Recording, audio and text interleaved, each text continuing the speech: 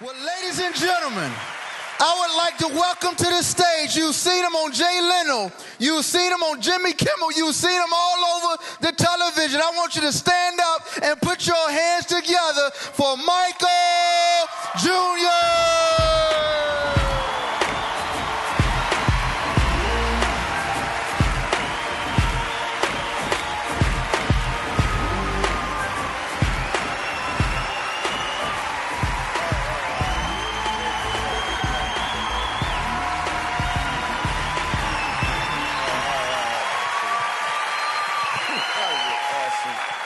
Thank you so much.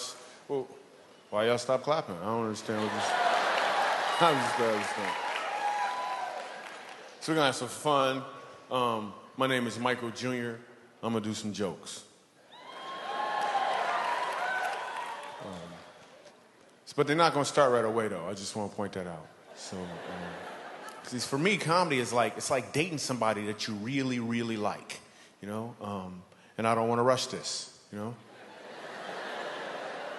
I used to do that. I used to come up on stage. I would do a joke right away, jump right in, you know, but I got hurt, man, so, you know. And let's be honest, right? I'm sure you've seen a lot of comedians in your day. You know, I know I've had my share of audiences, you know. But it didn't last. So I want this to be different, so. We're doing comedy at a church.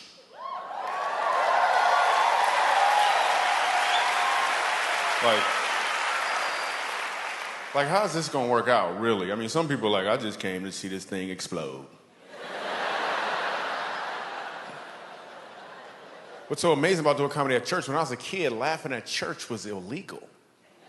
You couldn't laugh at church. I remember one time laughing at church because this lady was jumping around and her wig fell off. So, that stuff was funny. Her wig fell off, and then I laughed. My grandmother would pinch and twist. I can understand a pinch. You gonna twist? That's the devil.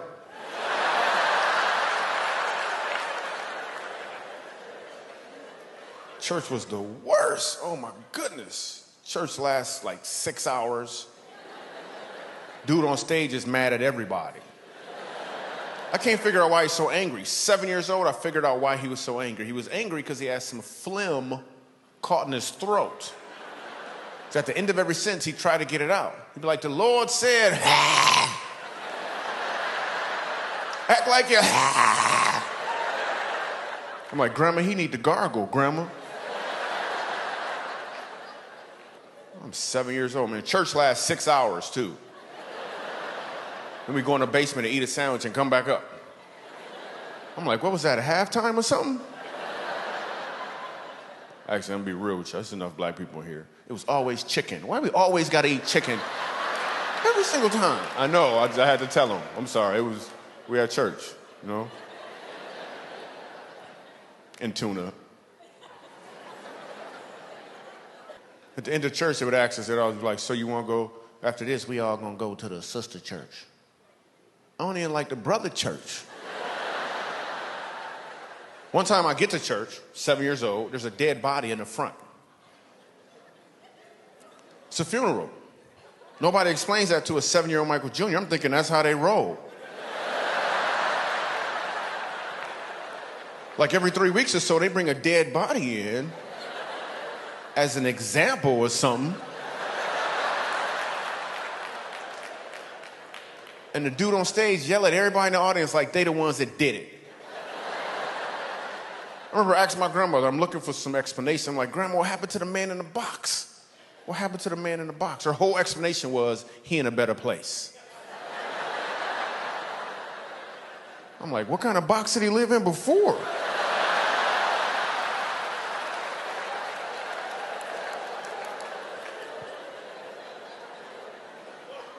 Dude on stage said he went to see the king. That was his whole explanation. He went to see the king. Ha! I don't understand what that meant. They didn't even call the kids choir to sing. I was in the kids choir, not because I wanted to be in the kids choir. I was in the kids choir because I was a kid. And it was a requirement. Now, what song we got to sing? Soon and very soon, We are gonna see the king.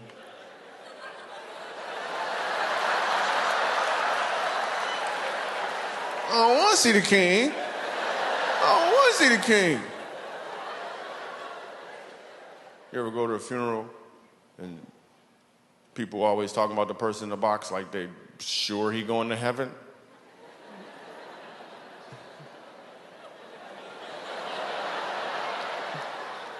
And then they tell you that, and then the people get up there, they always talking about him. And the last thing you know, like the dude stabbed 3 people and he never prayed one time in his life. And all of a sudden, everybody, like, he going to heaven. He's like, I'm sure Uncle John is looking down at me right now, and a little tear is going down his eye. I'm like, he's probably looking up at you right now. Listen, that's a sweat bead, is what it is, a sweat bead rolling on.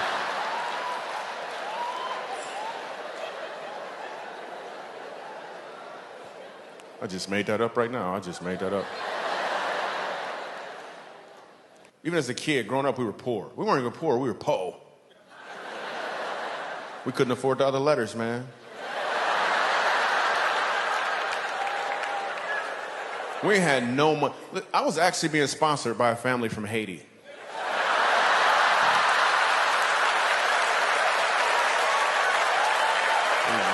have no money, man. We just poor. When you're poor, your creativity excels. Like it really, really excels. I remember I wanted an action figure when I was 10 years old. I wanted an action figure so bad. My birthday came along. My dad hands me a box. I open it up. It's empty. He said, it's Invisible Man.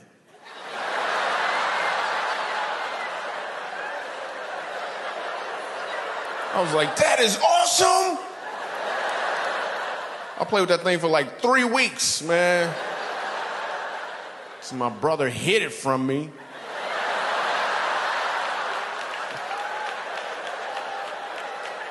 Couldn't find it nowhere, man. I knew he took it.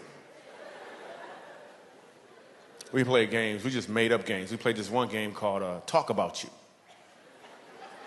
The instructions were to just talk about you. That's all we did. We talked about each other. My friends would talk about me, but like, Michael Jr., you got some big feet. And I was good at this game. I was like, oh, yeah? Well, you so dark-skinned. I bet if you ride a motorcycle, you get a ticket for tinted windows.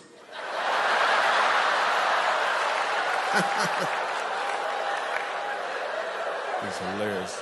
White people looking for black people, make sure they can laugh. Is it okay though?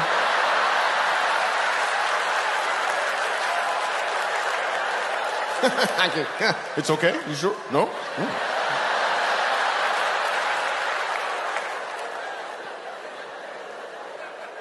We ain't had no money, man. My parents would buy us some stuff, but they couldn't pay for everything. Like we had the game Operation, right? We ain't had no batteries. Then my cousin came over and he figured out a way how to plug it into the wall, right? It's a whole nother game now, man. Whole nother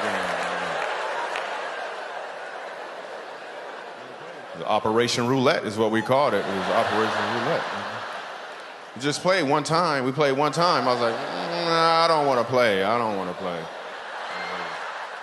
He's like, it ain't my turn. Somebody else better go. It ain't my turn. I ain't going.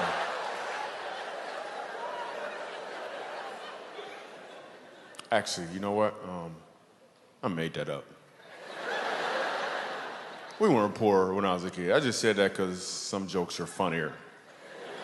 Some jokes are funnier from a poor perspective. I'm gonna prove it right now. Here's a great example. I'm gonna tell you the exact same joke from a prosperous perspective. Watch what happens. When I was a kid, my parents bought us the game Operation, and we played it.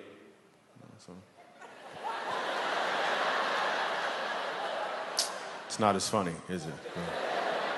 It's better if I was poor, so. I'm excited. Me and my wife just had a new baby. Yeah. Well, that's how they come. It's new. My wife wanted to go to the prenatal classes, right? And I'm like, why I gotta go to class? You pregnant, I pass. You know what I'm saying? I could teach a class or something. I don't know what you want me to do. But I went to the class because I love my wife, right? And I'm afraid that they're gonna play the video. I don't wanna watch the video. I'm looking for Bible verses against the video. And then the doctor tries to throw in perks. The doctor was like, so listen, during birth, would you like to catch the baby?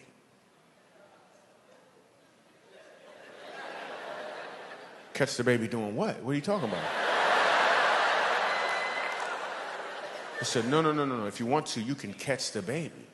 I'm like, isn't that your job to catch the baby?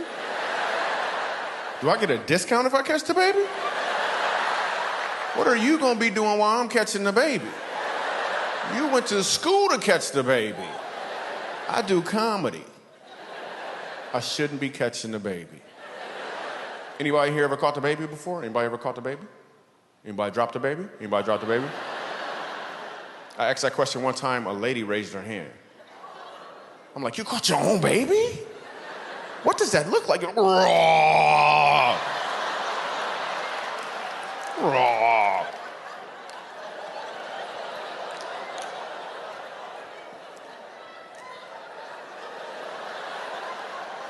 I'm not sure why I growl when I tell that story. It's weird because I can't even tell the story without growling. Well, I'm gonna try it again. Raw. Like it happened every time. I don't understand it. And ultrasounds come in color now. Did you know that? Which is ridiculous. I know it's a black baby.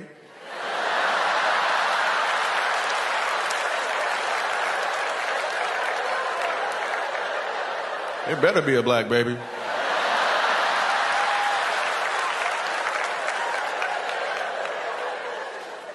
Yo, what if you didn't know your baby's nationality until you got an ultrasound? That would change a lot, right? Conversations would change, right? You'd be like, so what do you want? What do you guys want? You're like, well, we were kind of hoping for, maybe a Native American, college is so expensive, We just wanted to...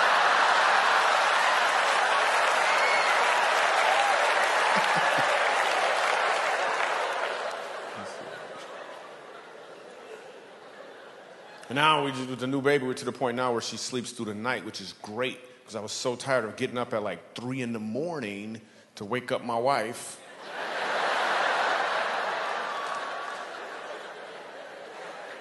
No, I'll get up with the baby. I always get up with the baby, and I would take care of the baby and make sure she had all of her stuff. And I also would talk to her about how much I love her mom and how beautiful her mom is, because I think it's important that a child feel that security. You know what I'm saying? Plus, the baby monitor was on, so.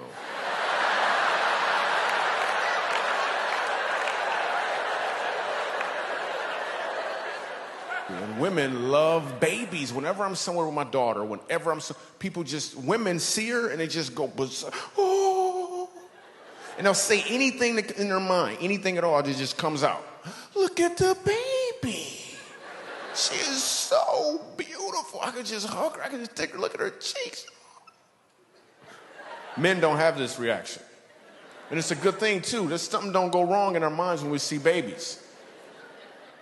You know what we do like? We like other women. That's what we like. That's what we find cute. But that would be weird if the same thing happened, right? You see a dude, he with his girl, you're like, yo, what's up, man? How you doing? Oh, look at her. Wow. Hey, could I hold her? Could I hold her? No? Okay. Wow. Is this the only one you got? You got any more? It's awesome, man. If you ever need somebody to stay with her, man, let me know, man. Wow, it's so beautiful.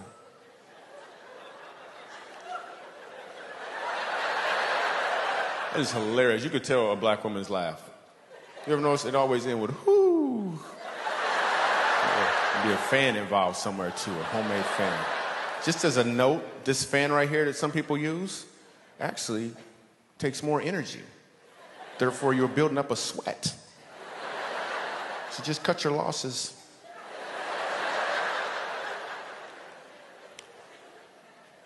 My older daughter asked me to buy her some Toms. She wants some Toms shoes, and I was like, well, you to the point now where you need to chip in, at least something.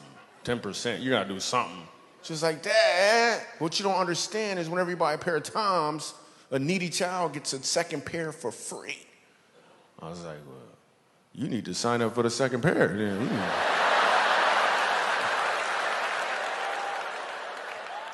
Me and my wife decided to try to homeschool. Yeah, homeschool. But we found out that when you homeschool, they don't leave. Did you know that? Like, they were still there. So then we found out the family down the street, they actually homeschool, and they've been doing it for a while, and they're really good at it. So we're going to see if we can get our kids to transfer to their homeschool. So.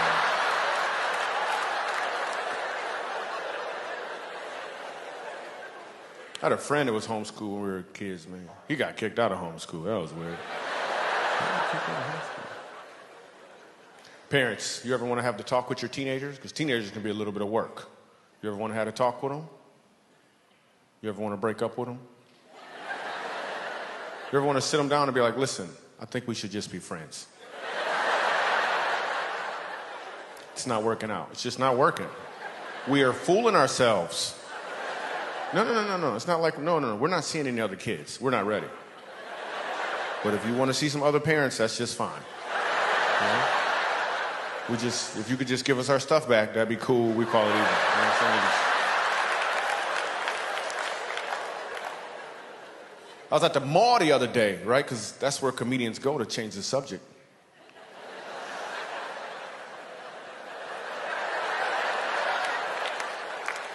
I'm at the mall, and this dude has on a shirt that said, if you don't speak English, leave the country. Right? But it was written in English.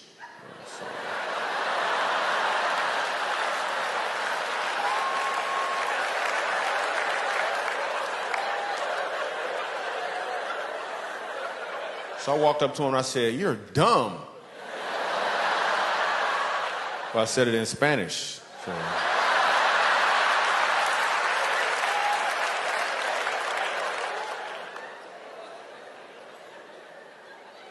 Then when you're at the mall, you always see the girls. The girls be wearing the skinny jeans. You see the girls in the skinny jeans. Read the instructions, you know.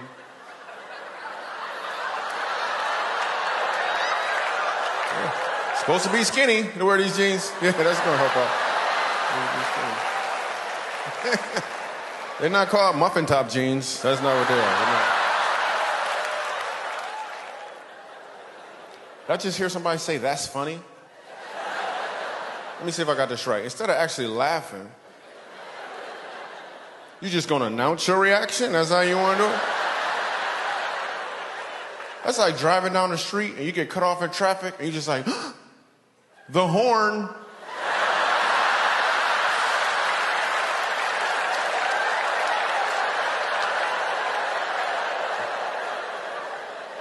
Wait, I got another one. You get a speck of dust in your eye, you just stand there and say, blink, blink, blink, blink, blink, blink, blink, blink, blink, blink. Blink, blink, blink, blink, blink, blink, blink, blink, blink, blink.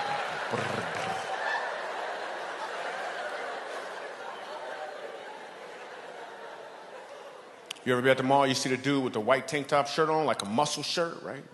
I mean, he don't got no muscles. You're like, what is that, a wife threatener?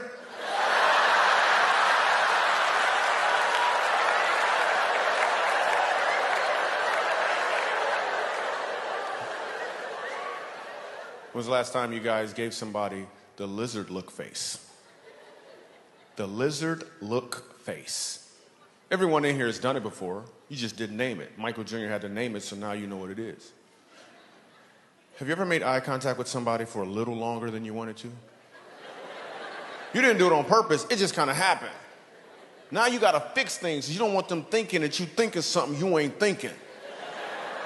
So now you got to do something to rectify the situation. The truth is, you don't got to do anything at all. It naturally happens. You make the lizard look face.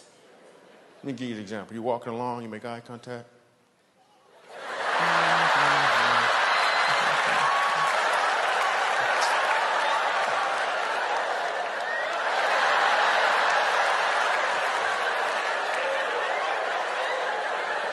Everybody does it. I don't care what nationality you are, we all do it. You can't even not do it. I dare you, when you leave here, try to make eye contact with somebody for more than 3 seconds that you don't know. You're gonna be struggling. You're like,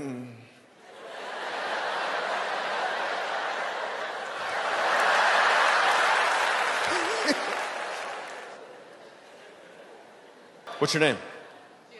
Julie. Julie travels. What do you do, Julie? I stay at home with my kids. Well, did you just lose your job tonight or something? I'm not sure. She's like, I stay at home. Well, okay. You just broke out. Awesome. I'll just talk to somebody else. What's your name? Pretty lady. What's your name? You got, yeah, right here with dimples. What's going on, right? What's going on? Sue. Sue. Cool. What's how you feel, Sue? Huh? Full. No, I mean, you're gonna have to say it first, though. What do you... I've been hurt before. We're expecting. Oh, okay, cool. Yeah, awesome. So, expecting what? You're not gonna set me up, okay? A baby. A baby, yes. By birth. Yeah. Okay, cool. I'm just making sure you ain't setting me up. I did that one time. I was like, congratulations. The lady's like, for what?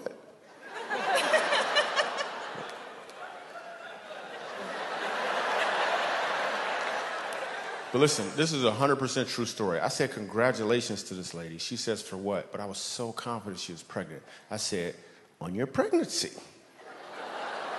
Then she says, for real. She says, I'm not pregnant. She said, I have a big stomach and I walk funny.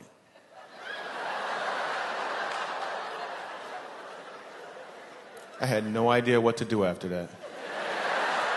It's a true story. You could tell it's not that funny at the end. So what'd you say your name was again? Sue. Sue. Awesome. What do you do, Sue? I'm a stay-at-home wife. A stay-at-home wife, and probably gonna be a stay-at-home mom in the future. That's awesome. Now, as a stay-at-home wife, do you actually stay at home? Because some of them don't. I'm just saying. One man come home like, where is dinner? Stay-at-home wife is gone. Awesome. That's your husband right there? Yes. Cool. That's good, because if it's not, he's going to find out you guys are together. That is awesome. How long you guys been together? It'll be 4 years, the 29th.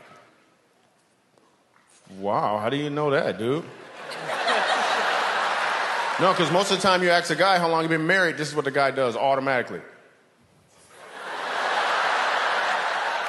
He can't be talking to me, but you knew he was like 4 years on the 29th. That's awesome. Dude, you happy? Yes, sir. Awesome. She all giggling. He's happy. All right, cool. Yeah, let me talk to the pretty little girl right here. Let me talk to the pretty little girl. Is it okay? You want to talk? Oh, cool. She's so cute. What's your name? Mia. Mia. Wow, that's awesome. That name officially travels right now, because before you, it didn't. I got to be real with you. Mia, how old are you, Mia? 6. 6. Wow, that is awesome. And about to turn 7 this November. Wow. She just outdid you, dude. You thought you knew some stuff. Wow. So what grade are you in? First. First grade. Cool. You gonna do it again? I did that a couple times. You wanna try it again? No? Okay. You can do it that way if you want, whatever. You know what I'm saying? A little Mia, whatever, you know what I'm saying? Are you having a good time, Mia? Uh-huh. Have you been to a comedy show before, Mia? Okay. Are those your parents next to you? Uh-huh. Awesome. Which one you like the best? Don't answer that, Mia. Don't answer it. Don't even make eye contact with her, Mia. You were awesome. Mia's all pretty and stuff. All right, so break time is running a little long. You got any questions for me, Mia? You sure? All right, so this is what we're going to do. It's a 2-minute window. You're going to ask me any question you want, any question at all. Here are the rules. You have to say, Michael Jr., I was wondering. And I'll give you an answer, a response, a reaction. Some comedy could be created on the spot. With that being said, the window is open now. Any question at all, just raise your hand. We'll bring your mic. It'll be awesome. Yo, my man right here in the green got a question. Are you running too, right? Okay, there's some hands up if you want to get them. All right, cool. Hello. What's your Whoa, favorite... whoa. The rules are simple. It's Michael Jr. Go ahead. Michael Jr., I was wondering what's your favorite joke?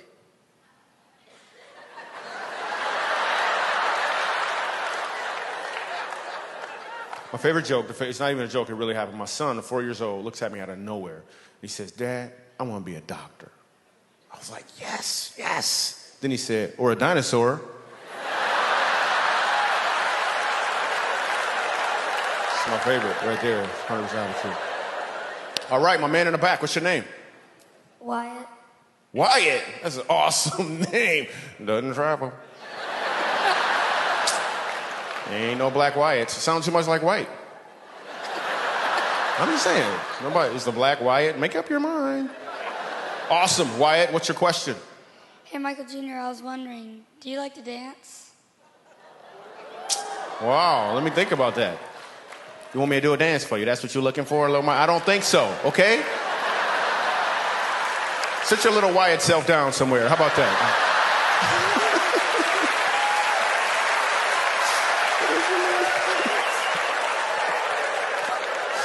All right, we gotta give him some free stuff or something, because he was hilarious.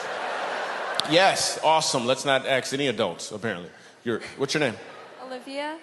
What is it? Olivia. Olivia. Your name travels.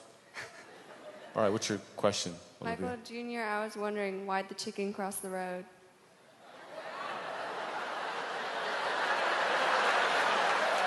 That is so racist. I can't believe she asked me that. That is amazing. That is kind of racist.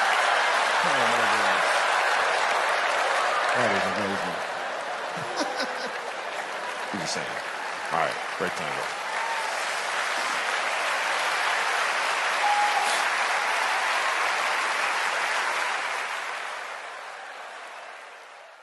You ever hear somebody tell you an amazing story about how they almost got killed? I know it sounds like it's a skirt in Ireland, but that's how black people say it.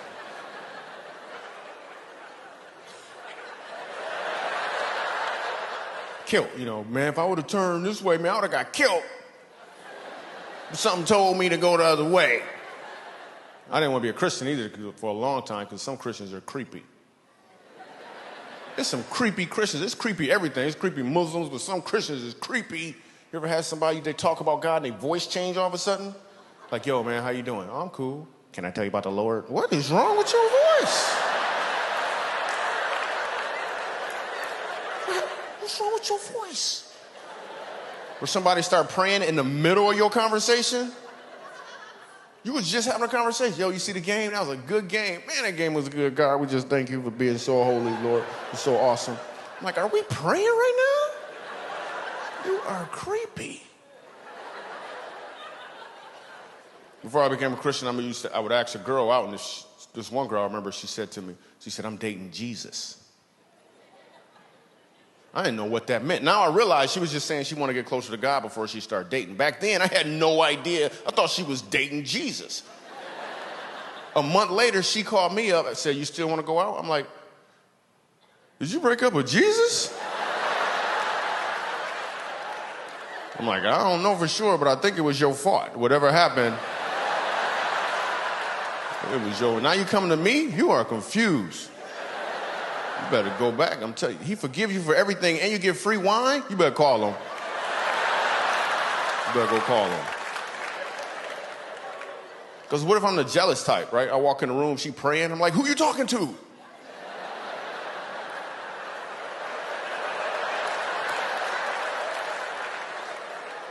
Because you got different types of Christians. This is what I found out. You got Christians who are cool. You can hang around with them. Iron sharpen iron relationships. Right? Then you got Christians who may have a little limp in their walk. They got the hat on, but the shoes don't match.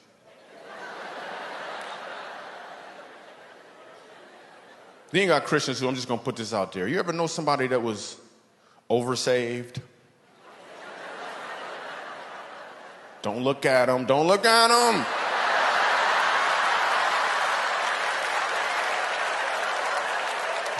You can't even have a regular conversation with him. He's like, hey, man, I'm thirsty. You thirsty? Thirsty for the Lord. Thirsty for the Lord?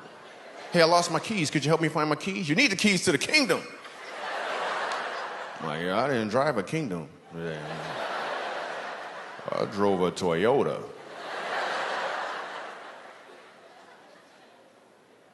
I know as soon as I said oversaved, some of y'all had somebody in mind, but if you didn't, somebody had you in mind. You could be oversaved. You ain't know it. Now I got to let you know that you're oversaved. A couple indicators to let you know you're oversaved. Just a couple indicators. If you don't mess around with computers because it got a cursor,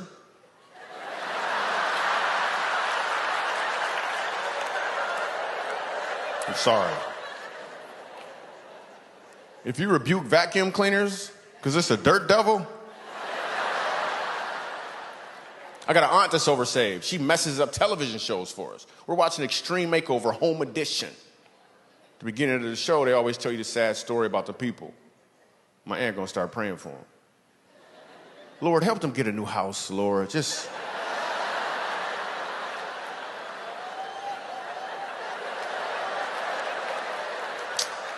They're gonna get a new house. They're gonna get a new house. She's like, yes, you gotta believe. I'm like, no, you gotta have cable is what you gotta do. You are messing up the program right now. I like reading the Bible. I was reading the Bible, found out Jesus had a little brother. Anybody know his name? James. When I read that, I was like, phew. How much pressure was that? Jesus, your big brother? How many times did you have to hear, why come you can't be more like Jesus, James? Because you know, everybody probably thought that James could do the same thing Jesus could do, but he couldn't. He was just James. He wasn't James Christ.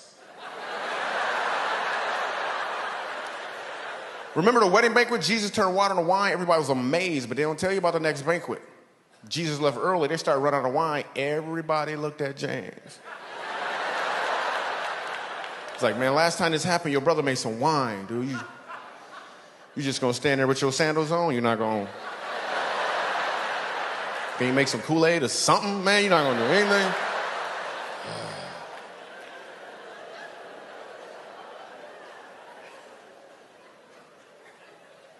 And you know James had problems just like any other kid had problems.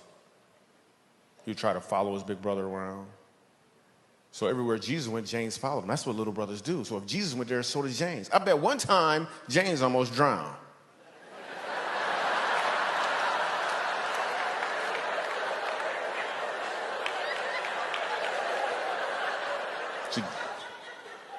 Oh, you just got that joke just now, didn't you? Jesus walked on water and James tried to just went.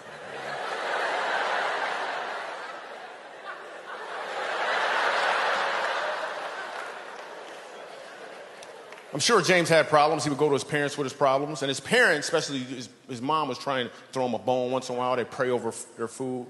They're like, Lord, we just thank you for this food. In James' name.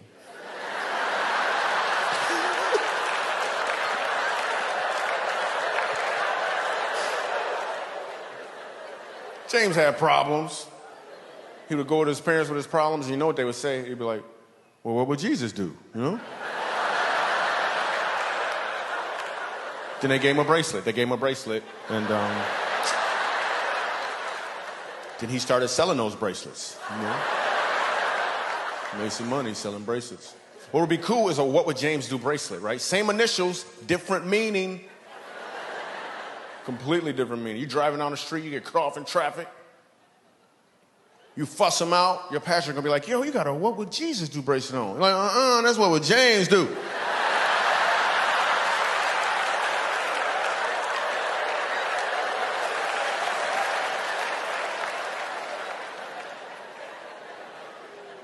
Driving an imaginary car for a long time, isn't he? Also found out when Jesus was 12 years old, Mary and Joseph lost Jesus. They lost Jesus. And you know the first thing they had to do was pray. I wonder what that prayer must have sounded like. Joseph probably did the prayer. He was like, oh, God.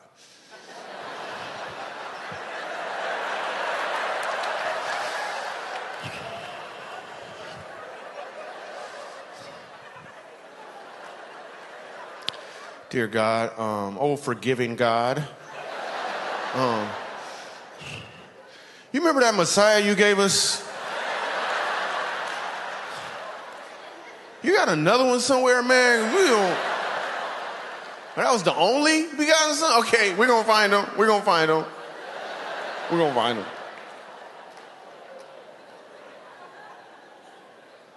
I was reading, I want to know about the blessings of Abraham, so I'm reading the Bible, it's like Genesis, and one of the things the blessing about Abraham was the obedience of his household. His name used to be Abram, and one day God told him to change his name.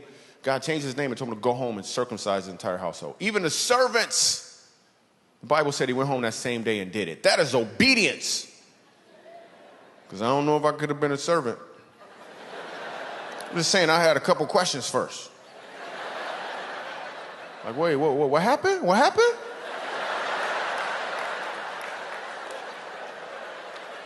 You changed your name?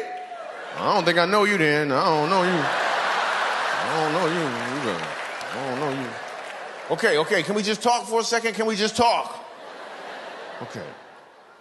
Can you stop sharpening that rock while we talk, though? It's distracting. It's distracting a little bit. I'm trying to focus. Okay, what exactly did God say? His words, please. Okay, circumcised in the flesh of the foreskin. You sure he didn't say your skin?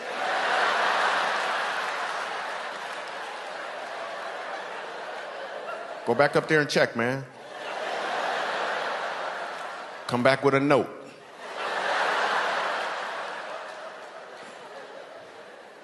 And then going to church can be a little intimidating sometimes, like you're trying to look for the right church. You'll never find the perfect church, so you should stop looking for the perfect church because you ain't perfect.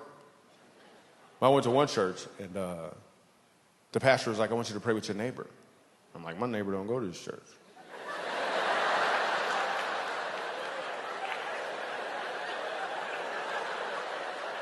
You want me to call my neighbor on the phone? That's creepy. So they explained to me, your neighbor is the person next to you. I'm supposed to pray with some lady I don't even know? What I'm supposed to pray about? Lord, help them hairs to stop growing on this lady's chin, Lord. What am I supposed to pray about? I don't even know her. But she went first. Man, she must have been John the Baptist's auntie or something, man. And she prayed all good. She was like, dear Heavenly Father, you said in your word in the 6th chapter, the third verse, Lord, of the book of Matthew, Lord, the 601st word on page 1297, Lord. Lord, you said, seek, search, Lord. You are the Alpha Nisi, Jehovah Jireh, the King of Kings. I'm thinking, man, she even know his nicknames. Now she's looking at me like it's my turn to pray. Well, I'm not going to let her out-pray me. So I'm like, all right, dear God, I just can't fight this feeling anymore, Lord, because I know, Lord, that nationwide you're on my side, God, and because choosy moms choose Jesus, Lord, As the rocket's red glare, Lord, it gave proof to the night. I believe I could fly, amen.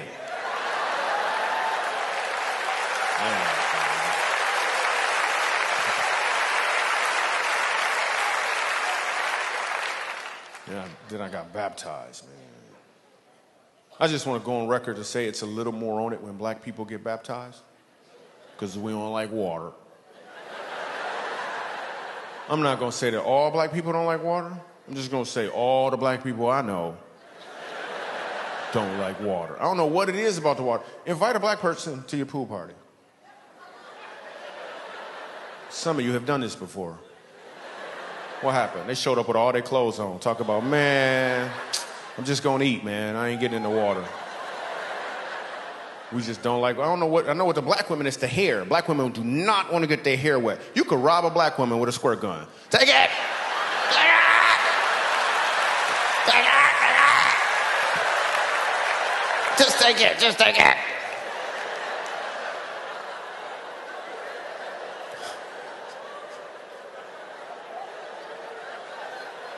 We don't like water. We don't like water.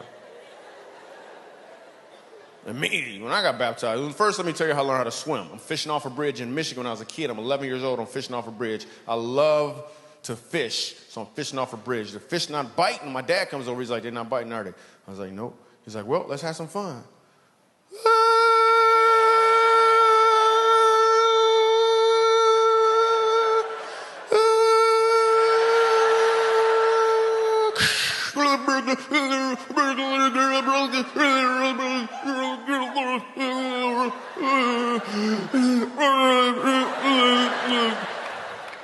That's how I learned how to swim.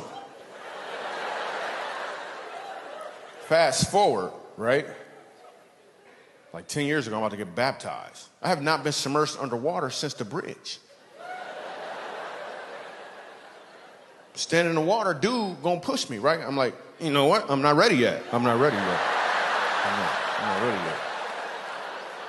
I ain't ready. Dude gonna push me again. I'm like, there's gonna be trouble in the water. Gonna be trouble in the water. Come on if you want to. Right? And I'm all creative. I'm like, wait a minute, it's a white dude. He got on a white sheet. I don't know if this is right.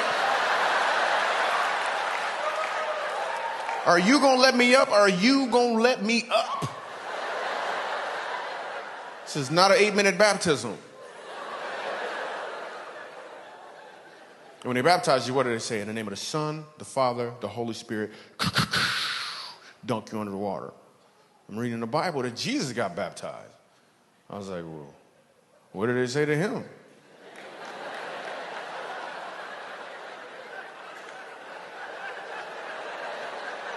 There's like, you, your dad, and your best friend.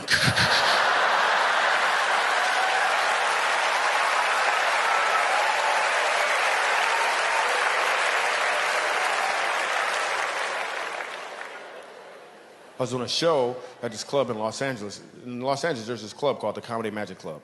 It's a very prestigious club. It's really hard for comedians to get into this club. Like every Sunday night, Jay Leno performs here.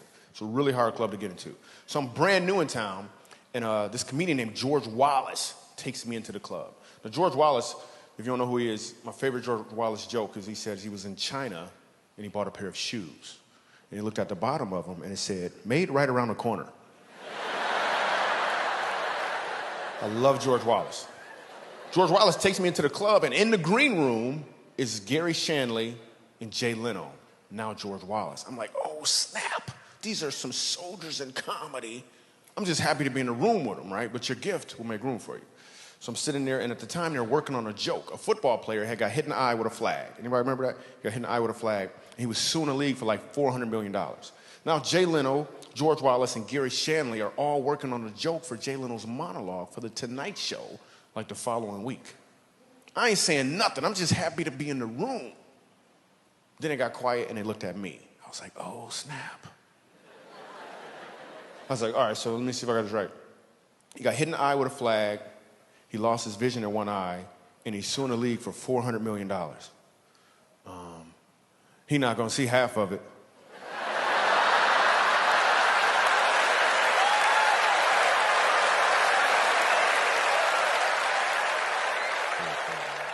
So not long after that, I'm headlining down at the club, right? Now, I headline there on a regular basis now. A little while back, I'm doing a show there, and right before I got on stage, God changed my mindset about comedy. When a comedian gets on stage, he wants to get what? Laughs. That's 100% true. That's exactly what I was about. God changed my mindset and said, don't go up there to get laughs from people. Go up there to give them an opportunity to laugh. So it changed everything. So I do my show. We have a great time. I leave. I'm outside. I'm talking to the people. They want autographs. Same thing every time I leave this club. But this time I look across the street and I saw a homeless guy. I had never seen a homeless guy outside this club before, ever. But that doesn't mean he wasn't there before. It just means that my mindset was to get laughter from people. So why would I even notice a homeless guy? Then I noticed him. I was like, yo, what about him? How could I give him an opportunity to laugh? And then God was like, you really want to know? And I was like, nope.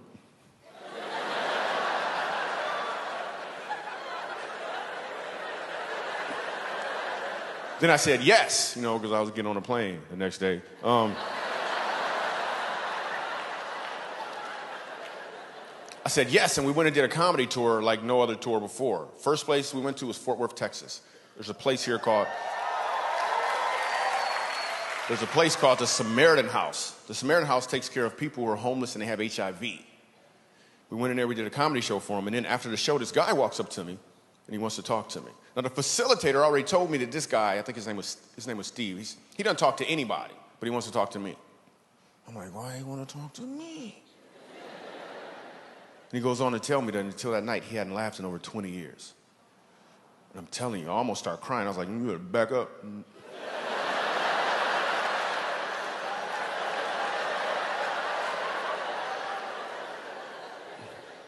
We leave there, we go to Montrose, Colorado, a place called the Dolphin House. The Dolphin House takes care of children who are being abused by their parents who are on drugs.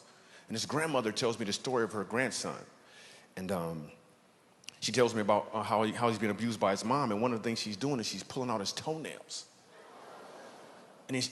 She explains that the grandson is so afraid of his mom, everywhere he goes, he wears a Spider-Man costume. Everywhere he goes. I hear his story, and I hear all these other kids' stories. And now they bring them all together, and I got to do comedy for them. Only with God's strength was I able to get up on stage. So I get up there, and I start doing comedy. Sitting right up front, Spider-Man, full costume. I know his story, and I got to do comedy. So I start doing comedy, and an amazing thing happens when a room full of people start to laugh. You open up and reveal who you truly are. And I hear a voice come from this part of the room right here, and the voice says, "My name is Ronan." This little boy pulls off his mask and introduces himself to me. And he starts talking to me for like 9 minutes, like I'm not doing a comedy show. He talked about Spider-Man, talked about Batman. He said, "Batman has a belt." And I was like, "Well, I got a belt too if you don't sit down somewhere, right?" It's exactly what happened. The whole room laughed. In fact, it was the biggest laugh of the night. Now listen, I can guarantee you it was not in my notes to do a joke about whooping kids.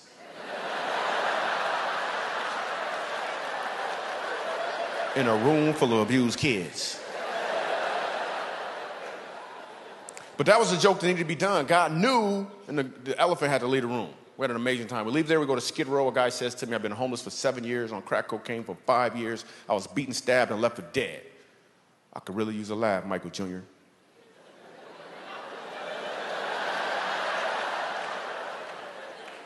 Same dude has to use his left hand to keep himself from falling out of a chair in laughter. We filmed the whole thing. We made a movie. It's called Comedy Road Less Travel. We go to one more location. We actually go to a youth prison. We go to an adult prison. The adult prison is not in the film, but I got to tell you what happens, because it just shows you how God got your back when you step out there and do something he told you to do. So we go ahead and we go to this adult prison, and I'm scared for real. I don't mind telling you.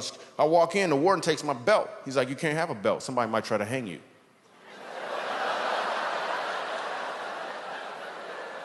I'm like, "Can't they just boo me or something? Why they gotta hang me?" Because there's a real dilemma going on right now. They can either hang me with my belt, or I take the belt off and my pants is loose. There's some stuff going on in my head right now. I'm just telling you, I'm very creative. So I'm scared for real. And I need a joke immediately. I know, tonight I was all moving slow, comedy is like dating. Not in prison, nope. That analogy never came up. It never came up. I'm scared for real. Bars are opening in front of me, they're closing behind me. Open in front of me, I can't run. I'm scared for real. I gotta be funny immediately. I got nothing. A joke popped in my mind, I was scared to say it. I was gonna say, you guys are a captive audience. I just wanna say that,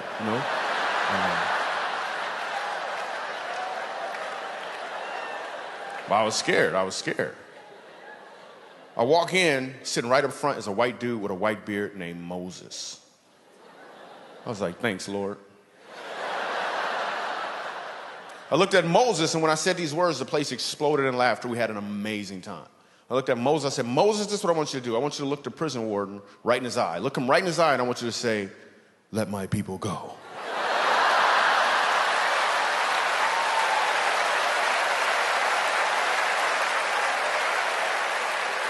Listen, I love you. I thank you so much. I'm Michael Jr. Thank you.